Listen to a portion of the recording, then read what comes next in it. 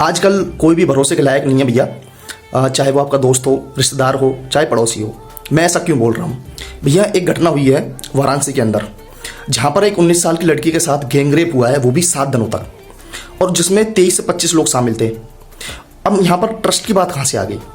Trust की बात यहाँ से आई है कि जो प्लानिंग की है, पूरी प्लानिंग रेप की, वो प्लानिंग हुई है उसके क्लासमेट्स के थ्रू, जो उसके अपने दोस्त थे।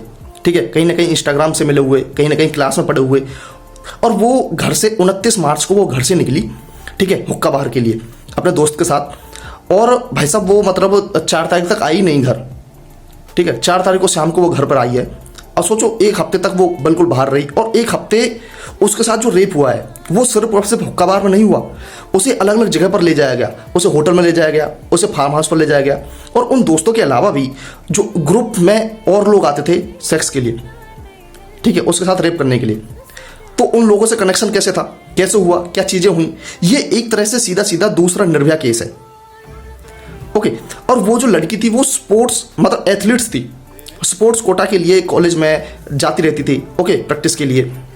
अब वहीं से बच्चों लोग जो उसके जो क्लासमेट्स थे उन्होंने ये सारी प्लानिंग की, ठीक है।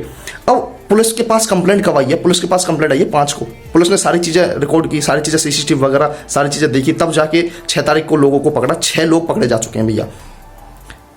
तो इस वजह से यहाँ पर ट्रस्ट की बात आई है। अब मुझे लड़कियों के लिए कुछ चीज़ें याद आ रही हैं। 4 लाइनें हैं कि है कोई जिससे तेरी यारी ना हो, आदमी इतना भी बाजारी ना हो, वो मुझसे भी होकर आगे बढ़ चुका है, देख बहन इस बार तेरी बारी ना हो। तो भरोसा करो, मगर ऐसा भी नहीं कि अंधा भरोसा किसी के साथ भी। चलो ठीक है, दोस्त है, पर इसका मतलब ये थोड़ी है कि अकेले उसके साथ हुक्का बार के निकल गए। चलो भाई, आज का टाइम यही है कि कोई कब कहाँ मतलब दोस्त जैसी चीज़ें बहुत कम रह गई हैं। हर किसी को मतलब कब कहाँ कैसे उसका मन बदल जाए, ठीक है, कब कहाँ कैसे वो उसका लाट टपक जाए, कोई पता नहीं। किसी के ऊपर अंधा भरोसा नहीं कर सकते, ठीक है। तो भैया मेरा एक क्वेश्चन ये है कि क्या इंडिया में कभी कोई ऐसा कानून बन पाएगा जो इस तरह की चीज़ों को रोकने में सक्षम हो, ठीक है, जिससे कि जो सजा है, सजा का नाम सुनकर ही लोगों के जो ये रेप करने वाली प्रवृत्ति जो लोगों के माइंड में आती है ना, वो सजा सुनते ही उनका दिल दिमाग दोनों दहल जाएं कि यार ये चीज़ें करनी ही नहीं चाहिए, वरना सजा इतनी बुरी है कि बस 7 पीढ़ियाँ भुगतेंगी। क्या ऐसा कभी हो सकता है? तो कमेंट में जरूर आंसर दें। Okay, thank you.